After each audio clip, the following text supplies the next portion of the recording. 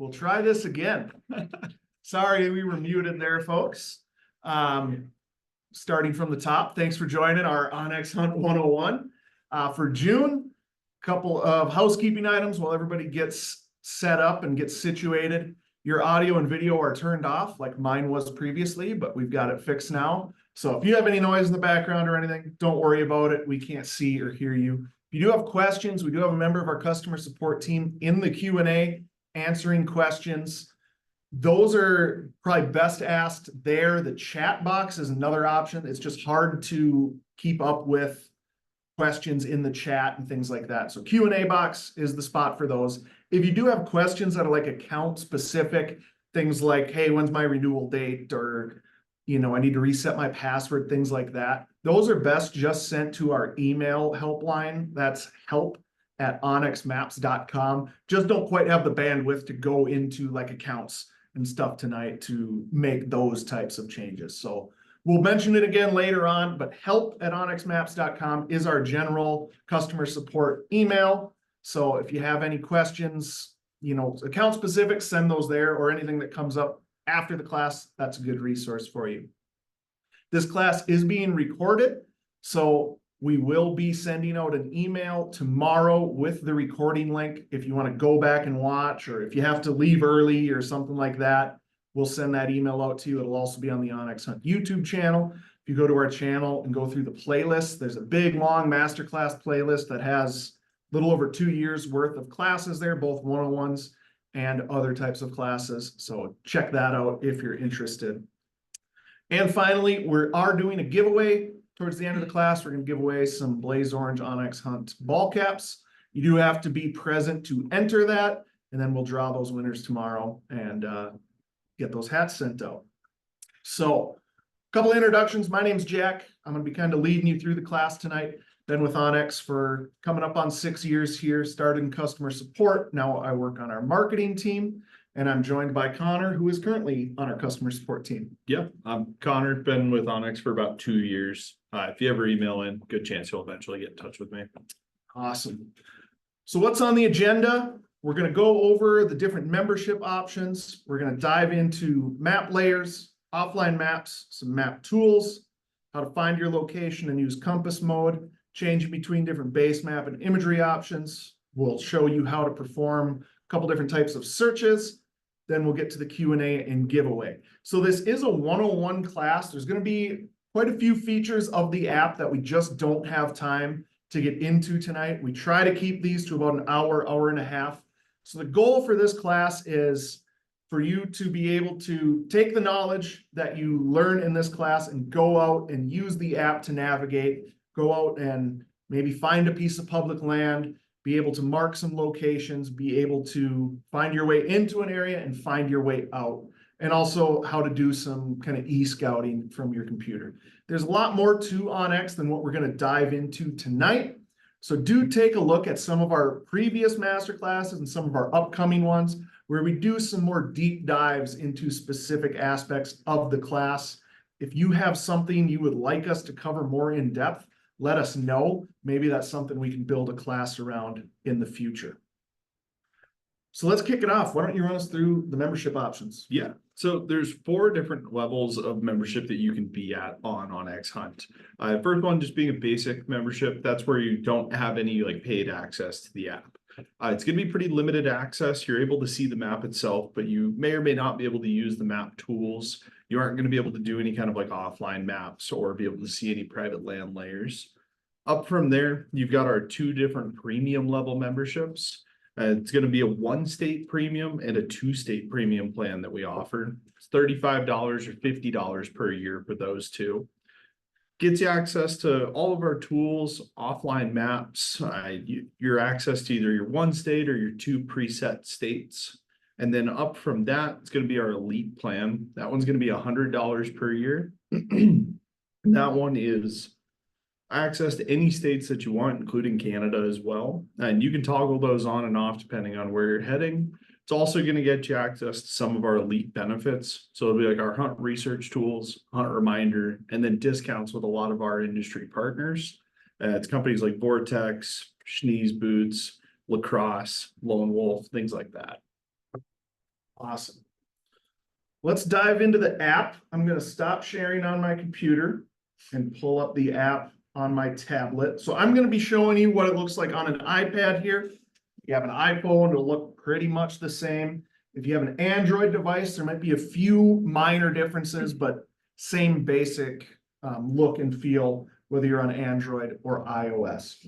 So I pull up the map and this is what I see. I'm in Missoula, Montana. I get a picture of the surrounding area and I get a blue dot where my location is.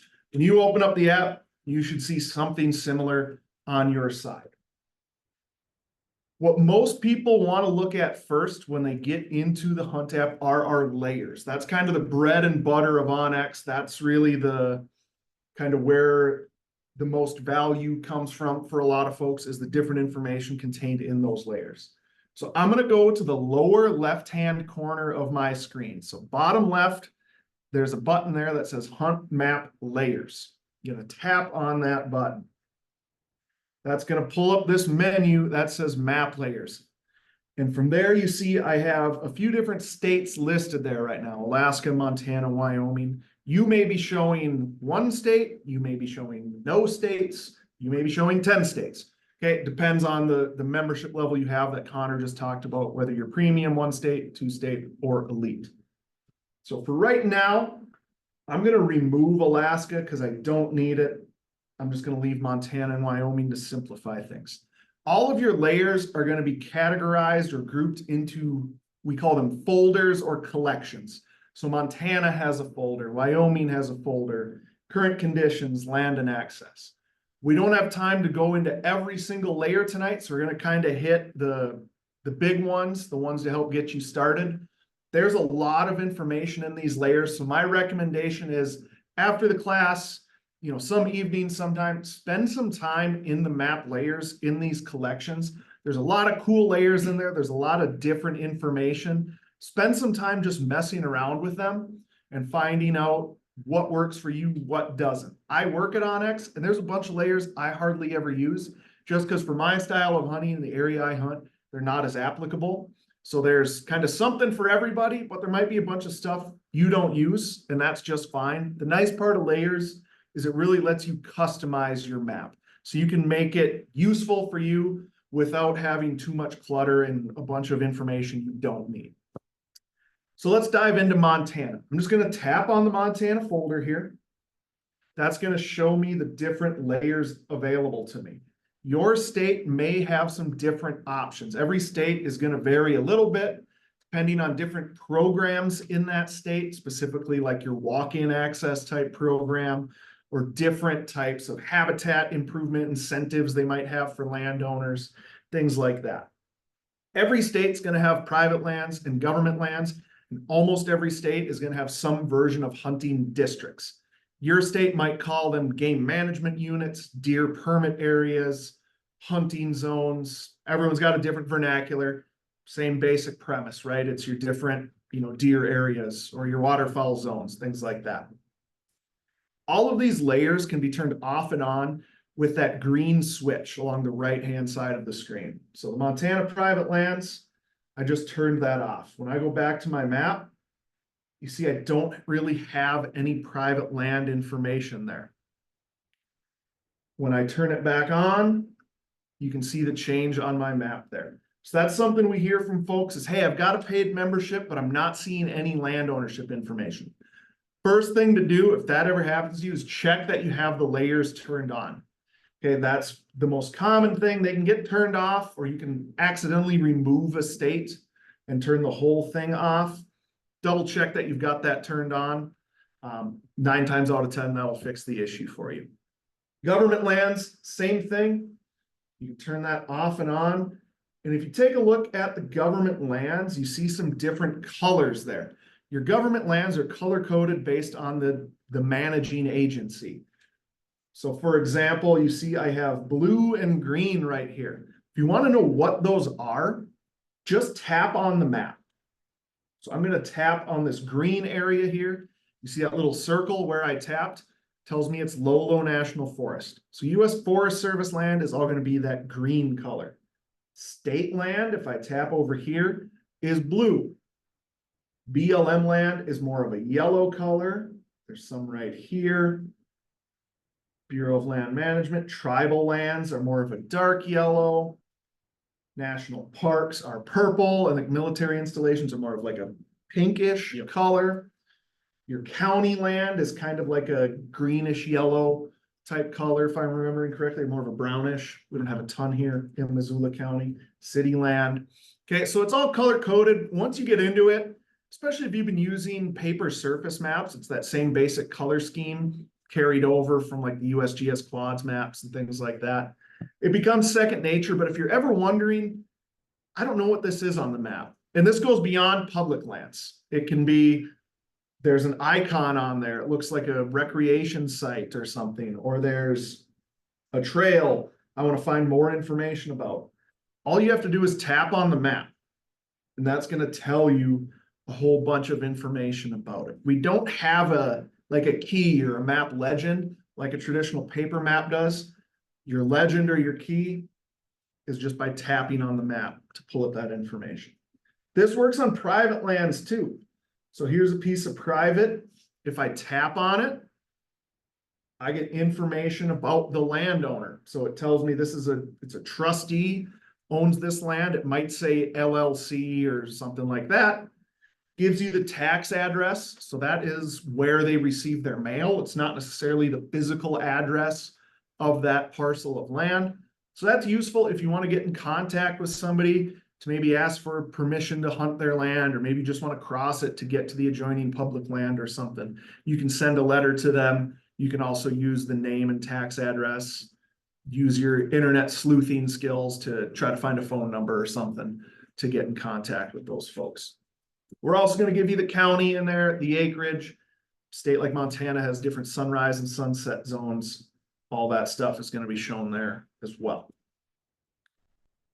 One other layer I want to jump into, I'm going to move to Wyoming because it is kind of the one we hear about the most, is in Montana, they're called hunting districts. In Wyoming, they're called hunt areas. Again, your state may call it something different. On this Wyoming hunt areas layer, you notice on the on switch there are 17 different sublayers shown there. So if I tap view options, that's going to bring up all of those different sublayers in Wyoming. Okay, your state may just use the same units for everything. I'm picking on Wyoming right now because they break theirs out more than just about any other state that I'm familiar with. They've got black bear areas, bison, antelope, elk, mule deer, turkey, etc. So the contacts we get from people typically go like this, especially around opening dates in Wyoming and around application dates, which I did not draw my Wyoming antelope tag this year, so hopefully next year. But they'll say, hey, I drew such and such tag and your map is different than the Wyoming website. You guys need to fix it. Our map's not incorrect. What's going on is you just have the wrong sublayer turned on. So right now I've got the antelope sublayer turned on. So you can see all those different green lines showing the different units. If I switch it to, let's go to elk, you see those all changed. If I switch it to mule deer, they changed again. Okay, so Wyoming, again, is the one we hear about the most because they have the most variability in their species. Double check that you have the right sublayer turned on. You know, in Montana, our deer and elk are together, but antelope is different, bear is different, moose is different, etc. So make sure you've got the right one selected so that you're hunting in the right area and you have all the pertinent information available to you. There's a few other layers in your state options. The one, like I said, spend some time in here. If you want to learn more about a layer, tap on that details button. It'll give you more information about what that layer is showing you. Last one I want to highlight is in Montana, it's called our block management program. These are private lands that are open to public hunting. Your state may call them something different. Kansas is famous for their WEHA program, walk-in hunting areas. North Dakota, they're called plots. Some states, they're called access yes. Some states, they're just walk-in areas. Okay, everyone's a little bit different, but I think it's something like 28 states, I think is the number right now, have some sort of program like this. A lot of them are in the West, but we are starting to see more and more east of the Rockies, east of the Mississippi get started up as well, which is great because there's not as much public land in those states typically. So it's opening up more opportunities for folks. So I'm going to zoom in on a block management area here. So right now, because we're not in a hunting season, this area is kind of grayed out. It might be tough to see on your end, but it says inactive BMA, meaning it's June 26th right now. There's no hunting season that's open where you can legally go hunt on this block management area. During the season, when these areas are open, they're going to have kind of like you see this example in the menu. It's going to have a black border with red dots. That's going to denote those areas. And if you want to find out more information, again, query the map. It's going to tell me the private land information. And then if I scroll down to the block management area section, it tells me more information about it. And when they're open in Montana, this is early to mid-August, usually about the second week of August. We get this data from Montana FWP. Most states, it's usually sometime in August when they have those contracts finalized and they publish the new information. We'll have a link in there so that you can click and get taken to the DNR, Parks and Wildlife, whatever your state calls that agency, to their website so you can learn more about the program. So whenever we can, we're going to send you to the source of truth so that you can learn more about whether it's a walk-in program, whether it's hunting a Fish and Wildlife Service refuge to find out more information about that. Definitely click on those links because every area has different rules. Some are only open on certain dates. Some have species you're not allowed to hunt, species you are allowed to hunt, things like that. So make sure you're doing your homework on that before you just show up there and expect to hunt. Layers, anything I'm forgetting? Forest visitor? Yeah, that's definitely going to be a big one. One contact that we often get in our customer support is that the map doesn't look quite right, or like the satellite imagery isn't showing up the way that it's supposed to. There are a ton of layers in here. Some of them are going to affect the map more than others. The Forest Visitors map is a perfect example of that. It's an old school paper map that's scanned in and it hides our satellite imagery and lives in that roads, trails, and rec menu. If you're ever looking at the map and it doesn't look quite right, the best thing you can do is jump into your layers and start toggling them on and off to see what's changing on the map. Precipitation radar is another one. So, yep, well, we do have a ton. Look at that. Really affects how that map looks. So we'll get contacts about those all the time. And if you are stumped, do just send us a screenshot. We can pretty much tell you which one it is right away. But otherwise, try and turn some stuff off and you'll usually figure out which layer it is that's affecting it. Another tip or trick for that is to just tap on the map. Some of those layers, not all, but some will tell you, this is like the CWD positive counties for one is one that comes to mind. It's like a pinkish color. Be like, man, I don't know what this coloration is on my map. Tapping on the map, most of the time, again, not always, but most of the time will tell you it's this layer. Forest visitor map doesn't, precipitation radar doesn't, but a lot of the other ones do. So again, map layers, I'm gonna quote something, former colleague used to say is you can't really wreck this. You can't do anything in the app that can't be undone. So tap all the buttons, turn on layers, turn them off, experiment with them. You never know what's going to be useful to you until you turn it on and take a look at it. And if you turn on something, you're like, man, this isn't helpful to me, turn it off and never turn it back on again. That's okay too. But the more time you spend in the apps, generally, and in like map layers specifically, I think of it as, spending time with your shotgun shooting clays or spending time with your bow. The more you do it, the better you're going to become and the more efficient you're going to be out in the field. And that's really our whole goal here is to help you maximize your time out in the field so that you can make the most of, the few days. I don't think any of us would say we have too many hunting days available to us. It's always too few. So we want to maximize your time out in the field there. So doing some of that legwork ahead of time so that you're all schooled up and you're not trying to teach yourself, come September, October, November, whenever your hunting season is. Awesome. So closing out of map layers. The next feature of the app I want to talk about is offline maps. So again, I'm going to the bottom left-hand corner. There's a toolbar down there. Right below where it says Hunt Map Layers, I'm going to tap on Offline Maps.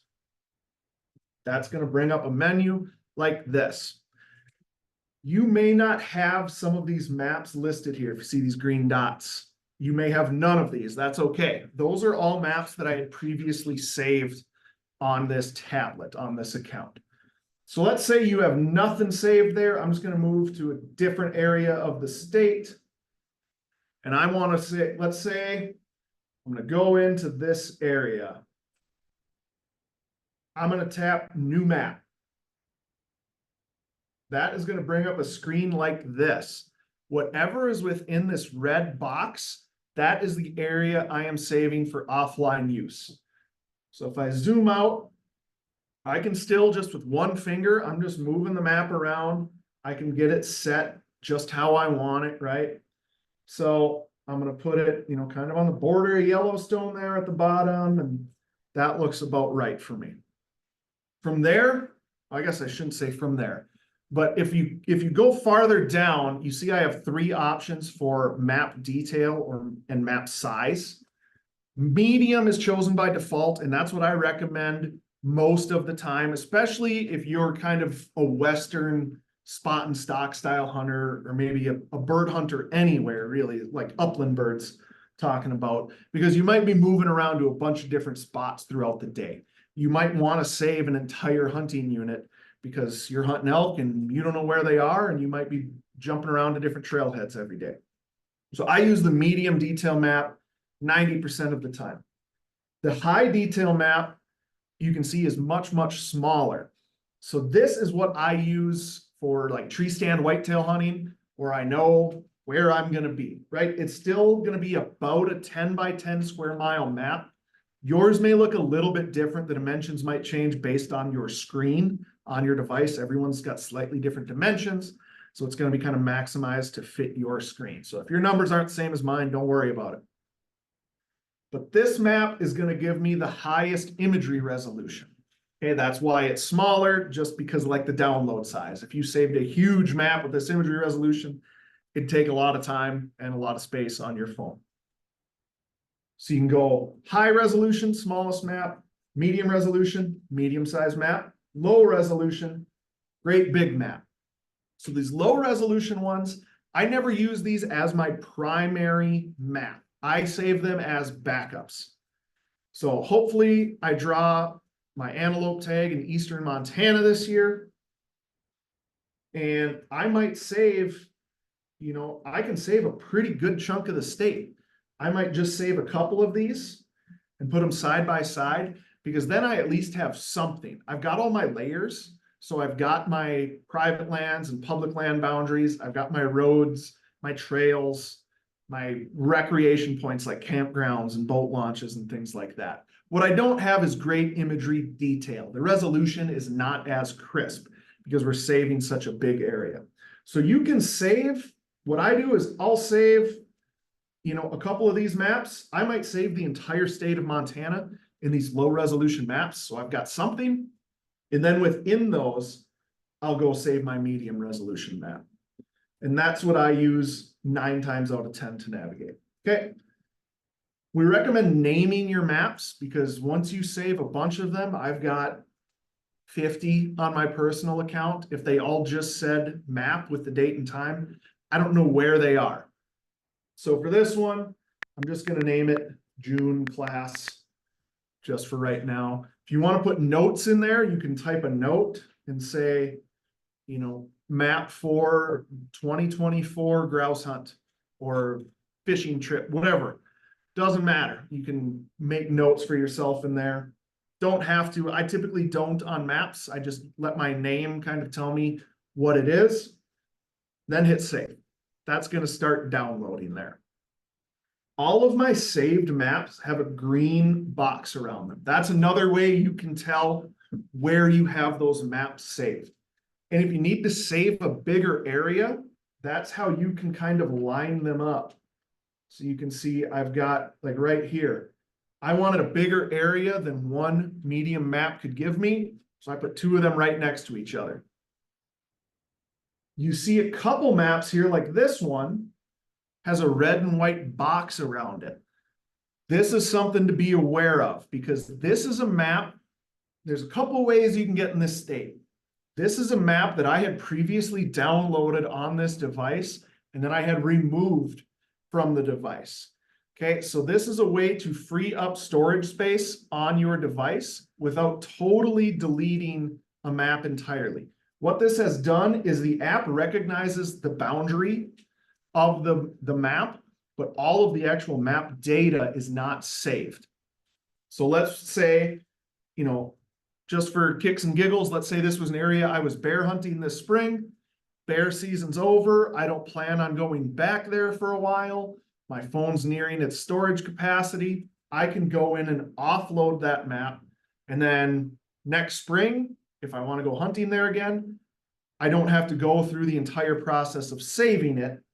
What I can do, this was my Missoula West map there. You see it has an arrow pointing down next to it.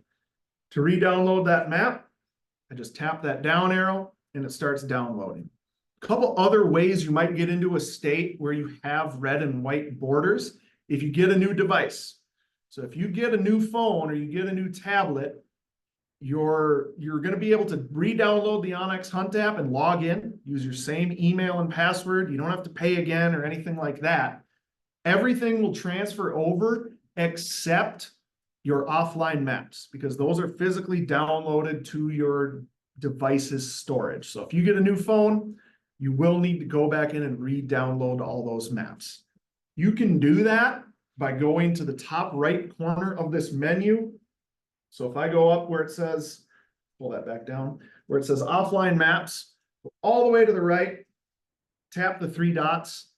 I can hit update all, I can hit sync, which will sync up all your devices. I can hit update all maps. I thought we had a download all there, but maybe not anymore. Actually, don't. So you do have to go in manually and download those just like that. Good thing to note on that too is you can have multiple maps queued to download. Mhm. It'll only download one at a time, but if let's say you got a new phone, you've got 50 maps. If you go through and hit that down arrow on every single one of them, leave the app open for a while because it's going to take quite a bit of time, but it'll work its way down through that list in order. And then that way you can just do it all at once. Awesome. Couple other things here. We touched on it a bit earlier. You can update these maps. So you see some of them say update available. What that means is something within that map, within the perimeter there, has changed. Most commonly, private land ownership has changed names. Maybe a boundary has changed. Maybe we got new imagery or something like that. When you see update available, there's a misconception that the map is not going to work for you. It'll still work for you. So if you're driving out Saturday morning and you're ready to go hunt, you pull up the map and it says update available. Don't think that you got to turn around and find Wi-Fi to update it. Go hunting. It's still going to work for you. But what you want to do every so often, periodically, is do those updates. Couple ways to do that. If we go to this map titled Glacier, if I just tap on that green circle, it's going to start updating. You can also tap on the ellipses to the right. You can hit update. That's also where you can remove a map, like I talked about earlier. If you've got your hunts done, you're not going back to that region, for a while, you can tap remove from device. Then that's going to remove that map. You see the boundaries of that map turn to that red and white. Feel like we went through that pretty fast. Or am I forgetting offline maps? No, I think you're good. Key things there. Download your maps ahead of time. When you go offline, when you're out in the field, another question we get is, well, how do I turn that map on? There's nothing really to turn on. You don't have to select a map. All you'll want to do is you can either tap this go offline button. I'm not going to do it right now because it might mess up those downloads, but you can tap that button, or what I recommend is put your phone into airplane mode. That is going to save your battery life more than just about anything else will. It's also going to put the app into offline mode automatically, and all your saved maps will be available to you. Nice Go ahead. thing too, if you don't do either of those, but you do lose cell service, which don't recommend because it's gonna go through your battery quicker. But the minute you lose cell service, our app is like gonna identify that and switch to those offline maps on its own.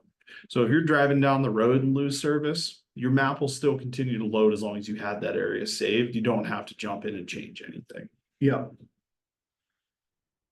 And one other thing with offline maps. That was all I could think of. Yeah, must have covered it all. Awesome. So moving on from offline maps, we're gonna skip over my content, and in your toolbar there, we're gonna click on the center icon that says tools. Now there's a few different tools. What we're gonna focus on right now is waypoints. That's what most people use most of the time. I think I have like 1,400 waypoints on my personal account. So there's a couple different ways to mark a waypoint.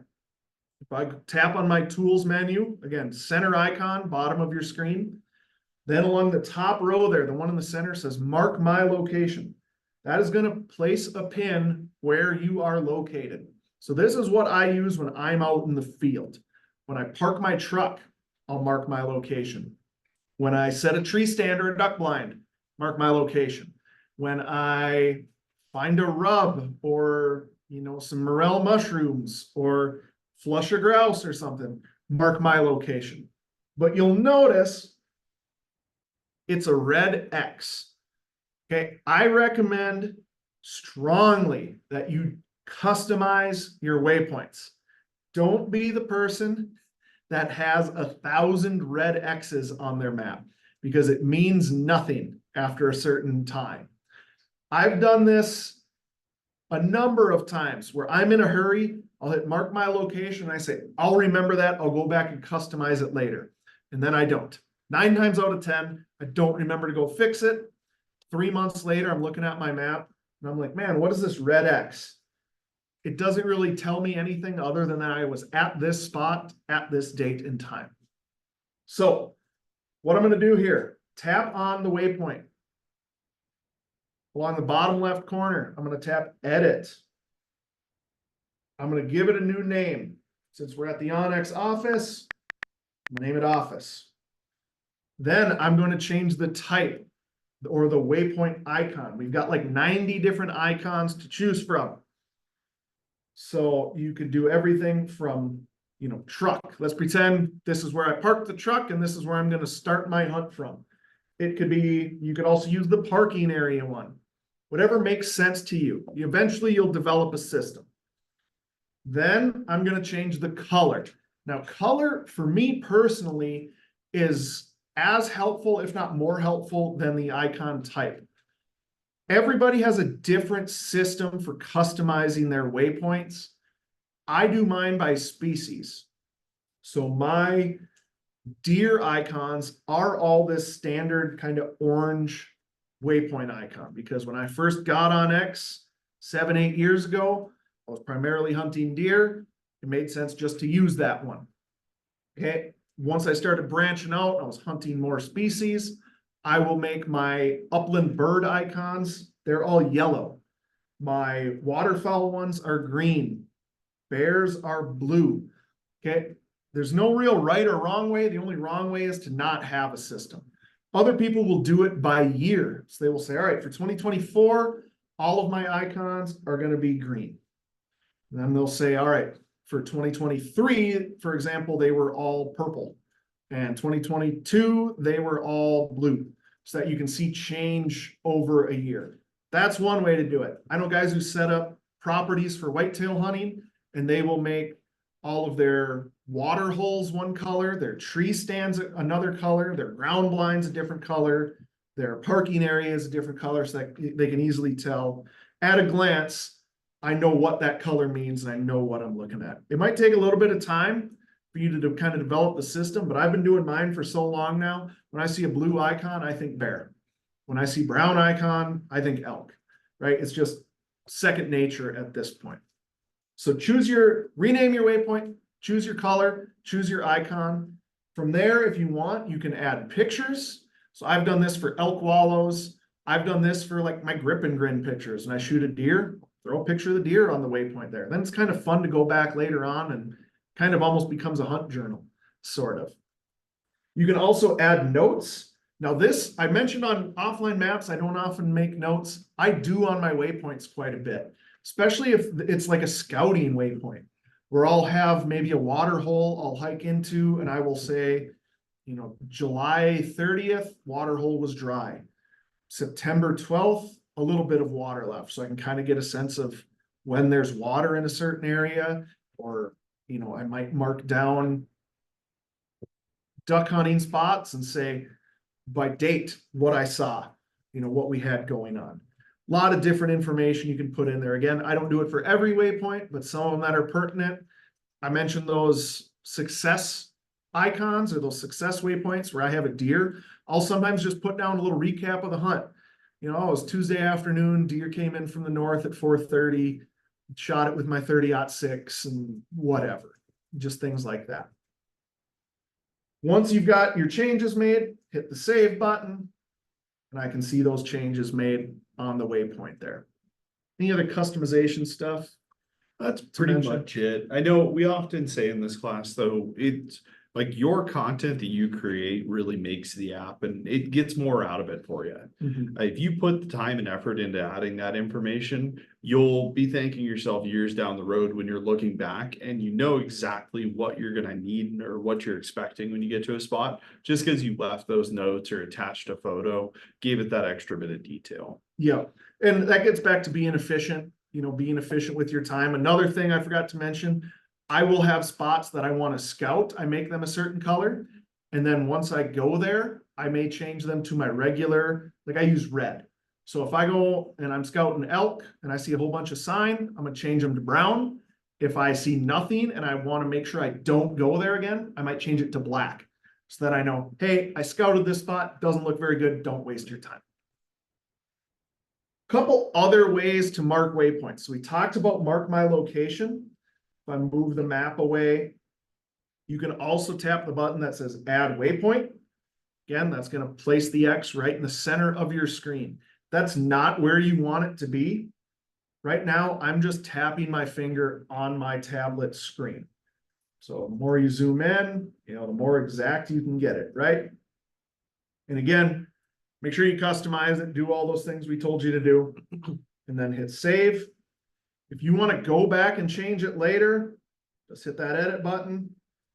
And now I can move it around and make all of those changes again. Couple other ways, there's a lot of ways to mark a waypoint, believe it or not. What I have been using more and more is what we call just like a long press or a long hold. If I just hold my finger down on my screen for, I think it's 2 seconds, that's going to put a waypoint where your finger is. This can be a good thing or a bad thing. When we first introduced this, I was placing waypoints all over the place because I was in the habit of just moving my screen and leaving my finger on there. It's going to put a waypoint there. If you don't want this waypoint, in the top left corner, there's a button that says cancel. Tap that. It's going to remove that waypoint for you. Okay, so a couple different ways to do it, kind of personal preference. I will usually either use mark my location if I want to mark my spot, if I want to mark someplace distant, I'll just hold my finger down on the map, mark a waypoint that way. Excellent. Let's talk about the tracker feature. So I mentioned kind of my order of operations or my steps when I go out hunting. So let's pretend I'm going out pheasant hunting with my dog. I drive out, park the truck, get the dog ready, get her collar on and everything, get the shotgun out. I'm going to place a waypoint. I'm going to hit mark my location. I'm going to change it to the truck icon. Change the color to white, or kind of what I put all my parking areas and stuff. From there, I'm going to go into the lower right-hand corner of my app and tap on the tracker. Now, this is how you can track yourself and leave a trail on your map for you to follow later on. When I hit the start button, I see that my blue dot here has changed from blue to red. That means the track is running. You can see the time starting to count down or count up on there. If I was moving, you would also see my speed and distance. Okay. When I'm done, I hit stop. Had I gone anywhere, I'd have the option to save. Since we didn't go anywhere, it doesn't give me that option, and I'll hit delete. Okay. But the tracker is useful, first of all, for safety. I think is kind of how it was originally envisioned. I can track everywhere that I went. I can find my way out at night. You know, if I had to walk around a swamp or a bunch of blowdown or something, I can see that. So I don't try to go through it in the dark. It's also sometimes just kind of fun to see how many miles you walked in a day. Sometimes it's fun just for like bragging rights, like, oh man, I did 7 miles today or something like that. But it's also useful for more hunting specific activities. I mentioned bird hunting. If I want to really cover a field where I think there are pheasants, I can run that tracker and I can see everywhere I walked. Said, oh, we didn't hit this patch of cattails. We didn't hit this little slough. Every time I'm blood trailing a deer or any animal, I turn my tracker on so that I can see where it went. If heaven forbid you have to grid search, I would have the tracker on so you can make sure you're covering that area thoroughly. And the nice thing is, all of these can then be shared with somebody. So both as a safety aspect and as kind of like a hunting effectiveness aspect. So whether it's a waypoint or a track, I'm going to show you how to share a markup. That's kind of our catch-all phrase for all of these different ways to mark up your map. I'm going to tap on my waypoint. If it was a track, I would tap on the track. On the bottom of my screen, next to the button that says edit, there's a button that says share. Tap share. 9 times out of 10, you're going to click share with a link. So that will be a text link that you can send as a text message or an email or via Facebook, kind of whatever you want. This is a tablet, so it doesn't give me the option to message because it doesn't have cell capabilities. If I did, it would allow me to pick, from my contacts. Let's say Connor and I are going hunting this weekend and I want him to meet me at a certain spot. I'll mark a waypoint and say, hey, meet me here. This is where we're going to hunt. He will receive a text message on his phone that lets him know that I shared a waypoint with him. He'll click on it. It will open up his onX app and ask him if he wants to add that waypoint to his map. He can then say yes or no. The nice part about this is Connor doesn't have to have an onX subscription to receive a share. So if you have a loved one, a significant other at home, and you want them to know where you're going hunting for the day, just for safety, you can say, send them a waypoint. This is the area I intend to hunt. Here's the trailhead, or here's where I'm going to park. If you don't hear from me by, such and such time, maybe send some help, call somebody who hunts there to come look for me, or, heaven forbid, search and rescue sheriff's department, something like that. That's the less fun reason for why you might share a waypoint, but probably the most important. It could also be, let's say I'm the guy who does all the work at our deer camp and I put up all the tree stands. I can select all of those tree stand waypoints and send them out to everybody. Here's the tree stands.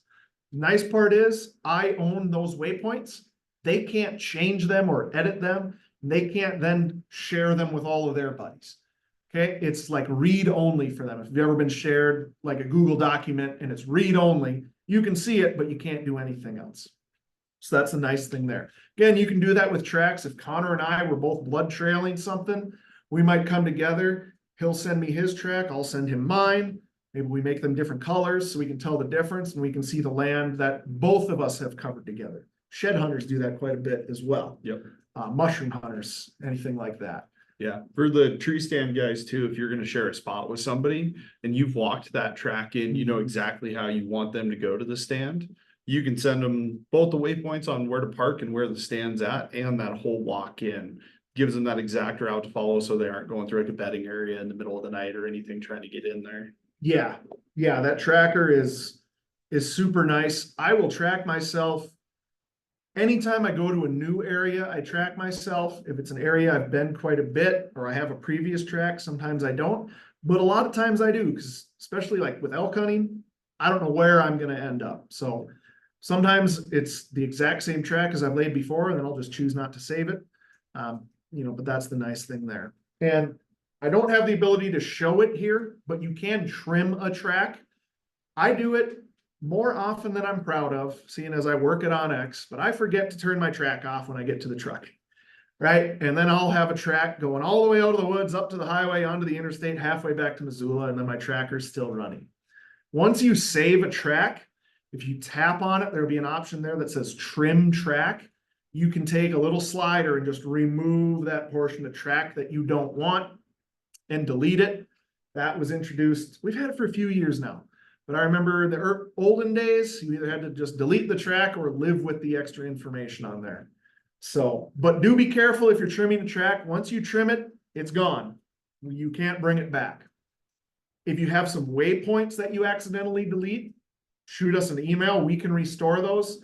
Sometimes, you know, you fat finger it or you accidentally remove something you didn't want removed. Shoot us an email. We can go back in and see, oh, yeah, there was a waypoint deleted on June 1st. I got that restored for you. Something like that. Note with that, though, there is kind of a catch. If you're out on a hunt offline, you created a waypoint and deleted it, that is undercoverable. It's got to have some period of time where you're back on cell service or Wi-Fi so it can connect back to our side to be able to be archived. If that happens, though, reach out to us as quickly as you can. It's a super quick process for us to bring those back, so there's no worries there. Yep. All right, last thing before we jump over to the web map, we're going to talk about how to orient the map to your location and also how to use compass mode. So you're looking at the map right now and you don't see your blue dot. You might be wondering, well, how do I quickly and easily get back to my location so I can see where I am? In the lower right-hand corner, there's a button that looks kind of like a crosshairs, or some people describe it as a wagon wheel. I'm going to tap on that button and it brings the map back to my location. And it doesn't matter where I am. Oops. Tap on that button, brings me back there. Quick and easy way to get back to your location. If I tap that button one more time, now it's going to rotate my map.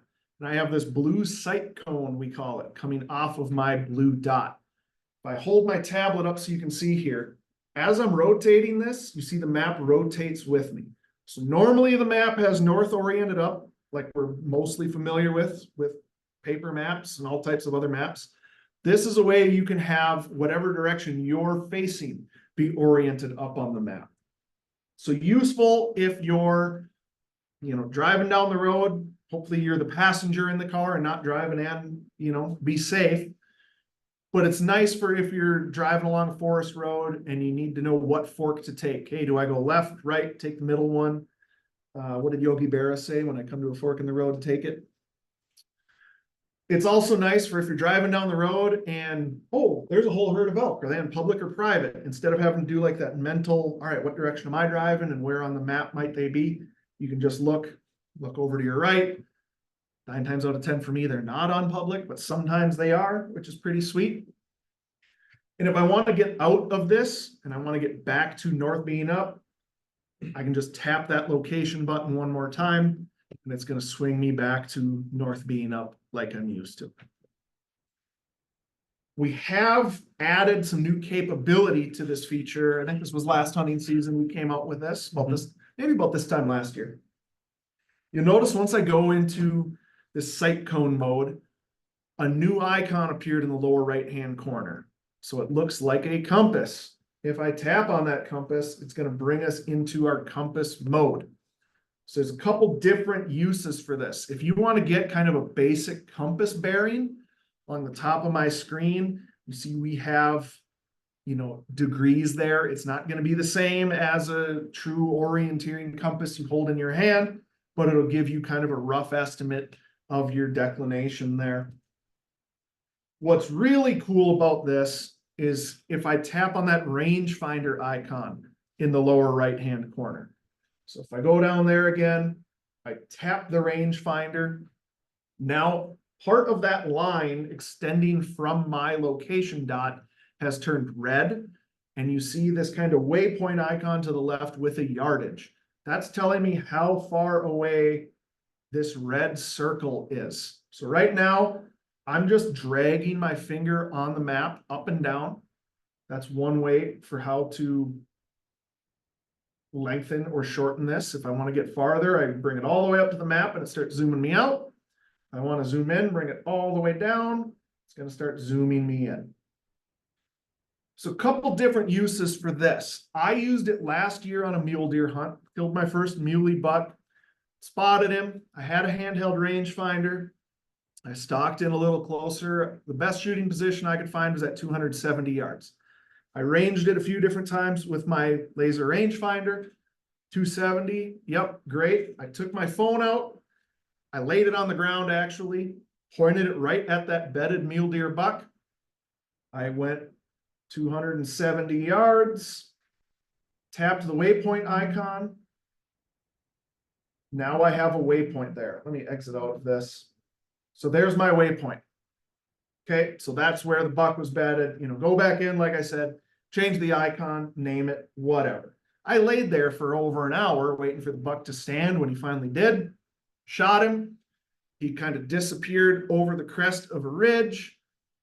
You know, to spoil the story, he died shortly thereafter, but it took me a little bit of time to climb all the way down to the bottom of this coulee, climb back up. But I had the exact spot where that mule deer buck was standing so that I could start blood trailing.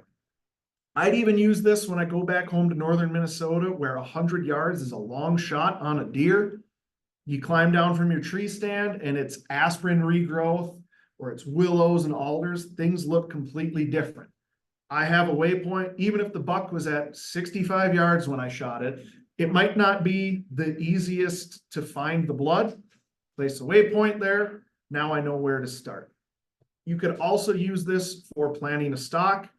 If you're archery hunting and you glass up bull elk and it's in a park, and you say, all right, it's 500 yards away, at least you can place a waypoint on there because you've got to get down and get around and get the wind right so that you have a landmark on your map to navigate towards.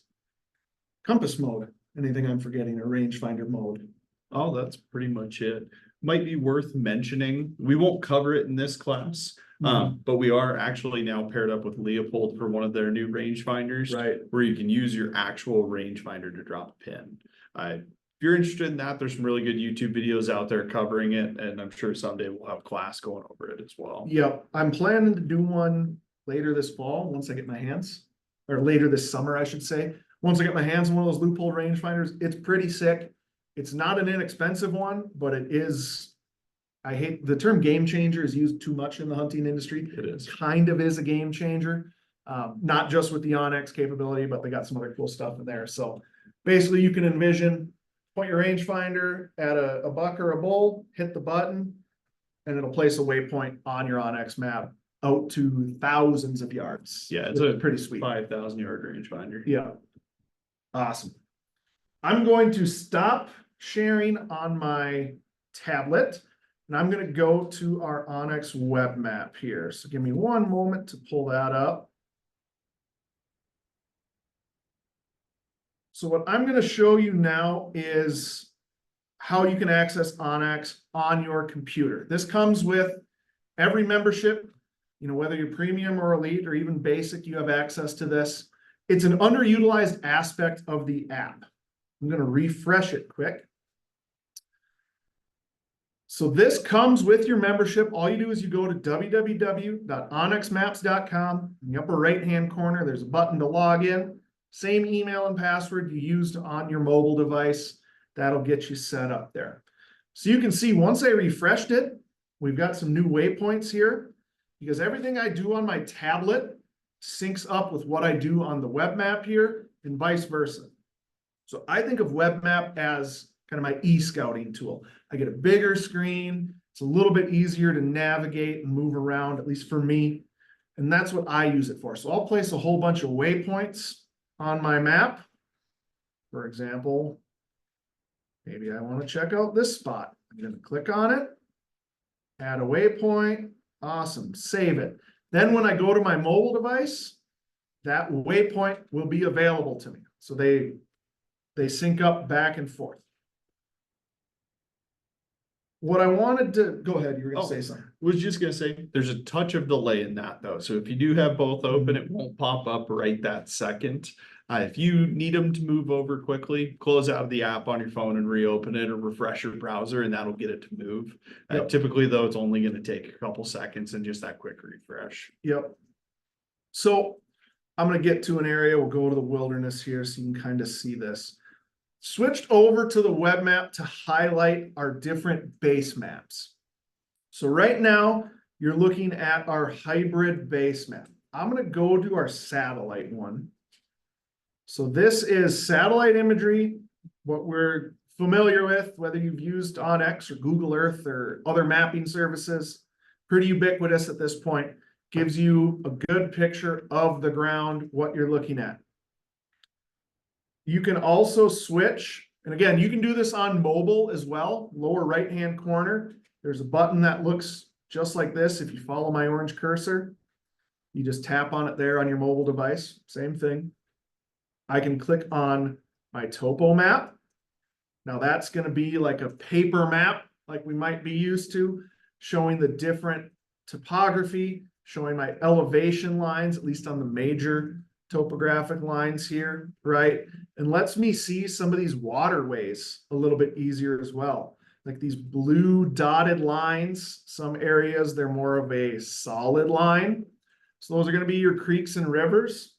If I go back to satellite, you're going to see they don't really show up as much. I can still kind of tell, it's labeled Rattlesnake Creek. But when I go to topo, that's a really great way to find creeks, to find marshes, to find little ponds and things like that.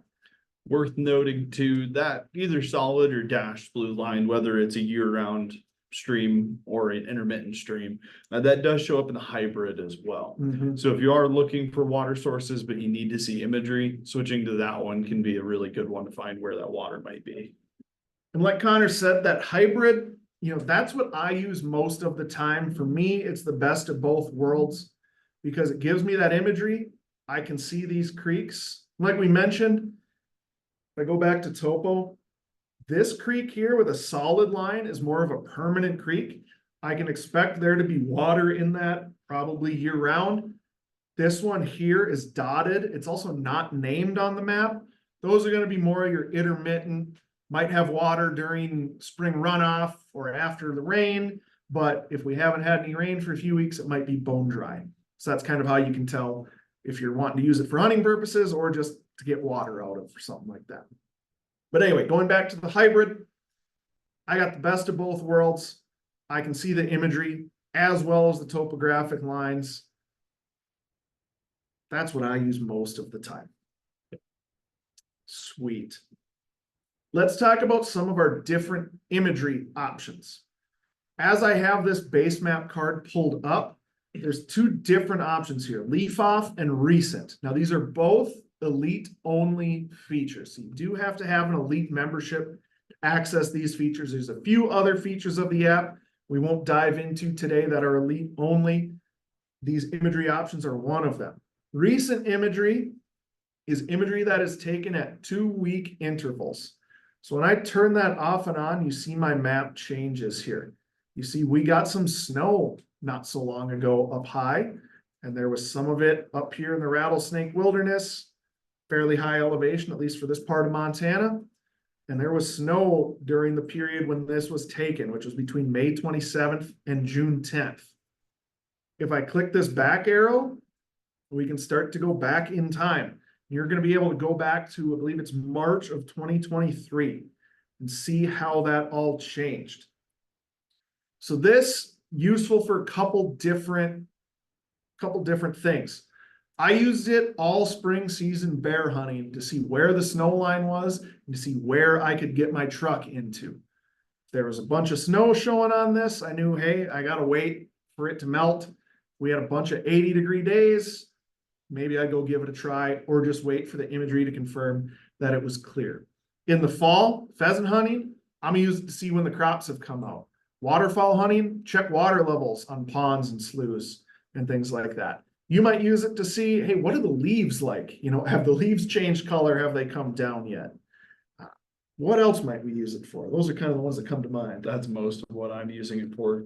The one thing I do want to mention with both the recent imagery, well, I guess I'll just start with that one. This imagery, because of the speed at which it's taken, is going to be a lower resolution than our base imagery. It's not intended to replace that high res, but more just to give you that idea of those current ground conditions or near current. Really good research tool out in the field, though, not likely you're something going to use. And with that, both the recent imagery and leaf off imagery are online only. So if you are outside of cell service, you won't be able to toggle those on. Yep, I think of both of these more as a scouting tool than an in the field tool, especially the recent imagery. So let's go to leaf off. I've moved my map over to Wisconsin. So recent imagery is nationwide. There's lower 48. It is nationwide. It is nationwide. Leaf off imagery is only in select states at the moment. We took leaf off imagery where we can get it. Not every state has it. So we're grabbing it when it comes available, and we're prioritizing east of the Great Plains, east of the Mississippi for the most part. I think we have Kansas is probably the only one west of the Mississippi that we have. But when you think of primarily where the deciduous trees are in this country, it's east of the Mississippi. So that's where most of this leaf off imagery is available. So I'm in Wisconsin here.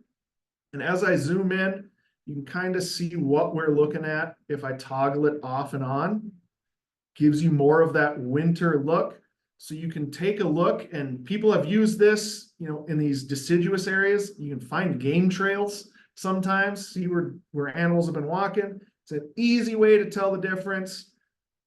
These are coniferous trees here. These are pine or spruce or something. You can see those green areas.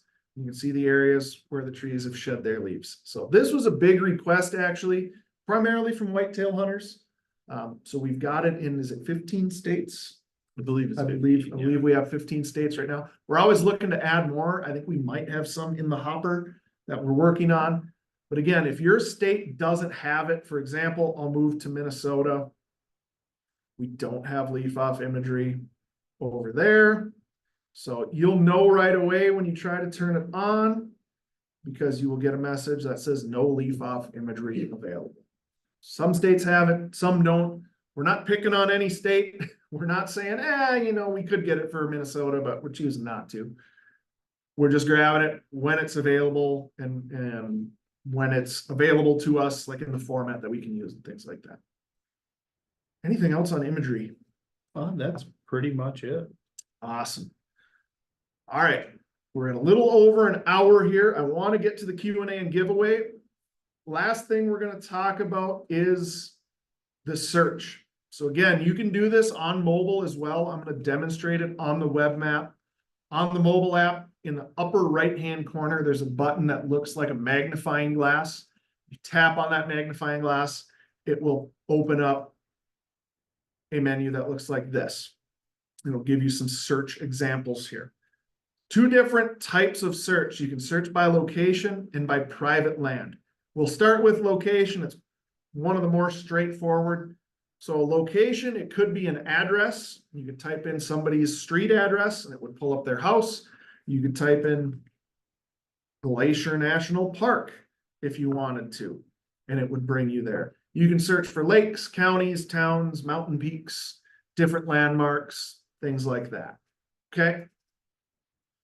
The question we get most often is, if I have coordinates, say off like a handheld GPS unit, or I found coordinates from a buddy who doesn't have onX, so he couldn't send me a waypoint, or maybe you're offline and you don't have any cell service, but you have an inReach and you want to send somebody an area, you can send coordinates to them and they can search for them. So to perform a search for coordinates, again, go into my search here. I have location selected. And then we recommend typing it in decimal format. So that's going to be 46 dot, throw a couple decimals in there if you can. The more decimal places you go to, the more exact it's going to be. That's my first number. That's my latitude. Space bar, longitude, you're going to need to have a dash or a minus sign in front of it. If you don't, it's going to bring you to the wrong hemisphere. You're going to end up in Europe or Asia somewhere. So negative 100.000. Down here, it gives me my result. I click on that. It's going to bring me to that spot and place a little icon there. If I want to mark a waypoint on that spot, from the menu, I tapped the add waypoint button. Then again, change your icons, do all that good stuff. and save. So that's a question we get quite a bit is, hey, can I just add a waypoint from coordinates? That's how you add a waypoint from coordinates that you have. If you want to send coordinates to somebody, you might have noticed, I want to send somebody this, but for whatever reason, I don't want to send them a waypoint. Most commonly, if I don't have cell service or I'm not able to, connect to Wi-Fi and I have my inReach going, I can hit copy. Now, of course, I wouldn't be doing this on a laptop. I'm just demonstrating because you can do the exact same thing on a mobile device. You can hit copy those coordinates, paste them into your inReach or Zoleo, your satellite messaging app, hit send. Connor receives that message on his satellite communication device, copies it, plugs it into the search on his phone, hits search. Now he's able to find that location. So that's the best workaround we have found for sending locations when one or both parties don't have cell service. All right, let me get the map back to Missoula. I do want to mention, hopefully I'm wrong on this, but there has been a bug on mobile recently where searching for town names doesn't necessarily bring back the results that it's supposed to. The fix was supposed to go out this week. I forgot to check and see if that was the case. If you're following along, you're not getting those search results, don't worry. That is going to get fixed here very shortly and should start working like normal. Awesome. So let's do a private land search. So this would be if you're searching for a landowner. Up top here, type their name in. The more information you can give the search, the better. So if somebody's name is Mark Johnson, just picking a random generic name and hit search, I'm going to get a whole bunch of different options. If I know Mark's middle name or middle initial, typing that in can help. Again, be as specific as you can. The other thing to help yourself is get the map as close to the area as possible. So since our map is centered around Missoula, Montana, you see our Mark Johnson results are Missoula County primarily, Lake County, Ravalli County, Sanders County. Okay, they're all in western Montana. If I was looking for a Mark Johnson in New Hampshire, it would be helpful to move my map, physically zoom out, move the map over to New Hampshire, then do the search. It's going to prioritize results nearest to where your map is centered. Okay, so you don't have to know exactly where they are, but the closer you can get, the better. Hopefully you know what state they are. At least have kind of the center of that state located there. And again, give it as much information as you can. If you know a middle name, if you know, the parcel is under a husband and wife name, put both of them in there, something like that. What do we miss on search? That is pretty much it. It's the more information you can give that search bar, though, the better the results are going to be. Like he said, moving the map is super important. And then, from there, you just can click on the different options and it'll move to those different parcels. You might have to click on a few to find the one you want, but that's how you do that. Sweet. Let's give some stuff away, shall we? Let's do it. Go back to slide deck here. And I'm going to ask Eli to paste I didn't give you that one, did I, Eli? I'm going to send you the giveaway link real quick. Flying by the seat of our pants here today. We had the mute issue earlier. It's like we're brand new at this. There, We've been doing these for years. Yeah. So Eli is going to post the giveaway link in the chat. I'll also have it pulled up here on the screen for you momentarily.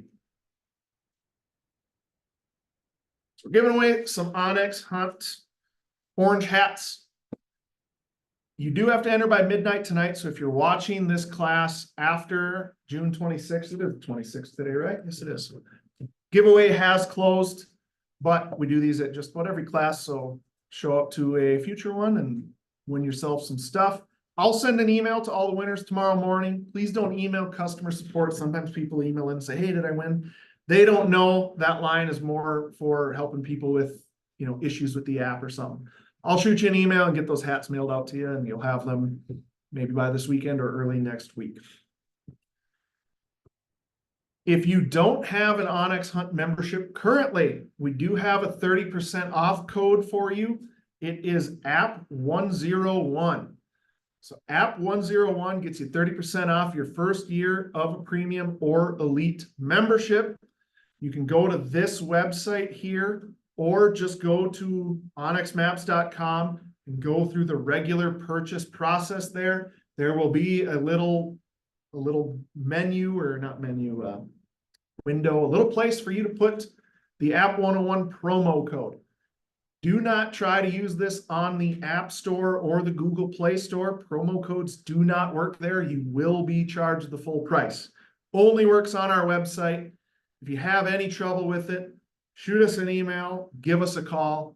We'll be happy to get you set up and get that discount applied for you. So again, it's only for new purchases, and it's only for the first year. Couple other ways to learn. Our website, again, has a great help center. There's tutorials on there. If you're more of a reader, there's articles written out. If you prefer to learn that way, that's an option as well. Our YouTube channel, I mentioned earlier, all of our old masterclasses are put up on there. You do have to search. It is kind of hidden, unfortunately. You do have to go onX Hunt YouTube channel, click on playlists. There you'll see the onX Hunt masterclasses. From there, you can see all of our previous classes, whether they're 101s, whether they're species-specific ones, whether they're deep dives. We've had some office hours, which are kind of a fun, just ask me anything type of class. So check those out. We also have, I just filmed a whole bunch of them a week or two ago, type of demos, not classes, but more quick hitter, 30-second, 60-second, couple-minute type videos on specific features. Customer Support Center, I mentioned them already. I'm biased, but I think our customer support is second to none. You can give us a call 5 days a week, and Monday through Friday, and talk to an actual person based in the United States who is going to be able to help you out no matter what your issue is. You can also shoot us an email. They can still text, right? Yep. You can text as well. Email support right now, how many days a week? Email support 7 days a week. 7 days a So week. response times over the weekend will be a little bit slower just because we don't have too many people covering it. But during the week, you can expect a response within 24 hours. So if you email us tonight, by end of day tomorrow, you're going to get a response from us. Yep. And then, of course, future classes. So we are kind of still in a little bit of our summer lull right now, but we'll be ramping up classes as we get closer to hunting season. Coming up in July, we have, for you dog folks, we have the Gun Dog Doc and a couple other folks coming on to talk about getting your dog in shape for the coming season. We have one specifically for pointing dogs, think more upland type hunters, and then one more for the waterfowl folks for the retrievers.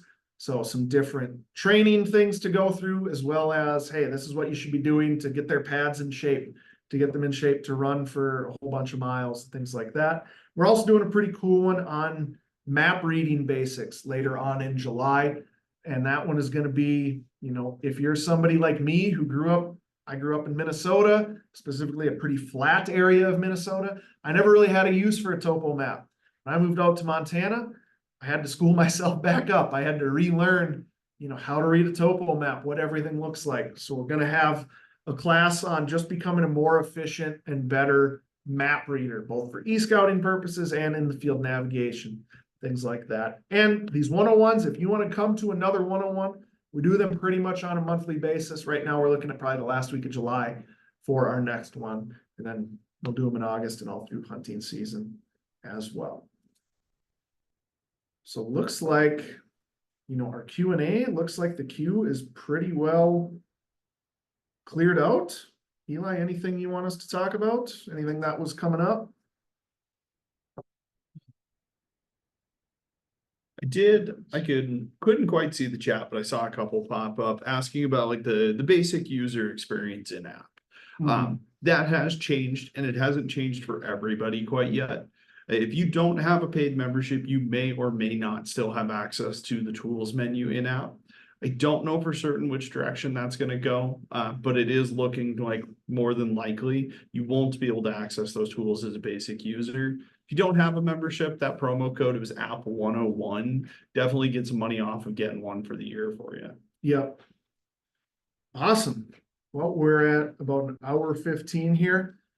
Make sure you enter. If you lost the link for the giveaway, you might just have to scroll up in the chat a little bit. It's still there. And then again, I'll pick those winners and email everybody tomorrow. And I just want to thank everybody again for joining us tonight. Really appreciate it. Hopefully you got something out of this class and learned something. And we hope to see you at a future one. Have a good night, everybody.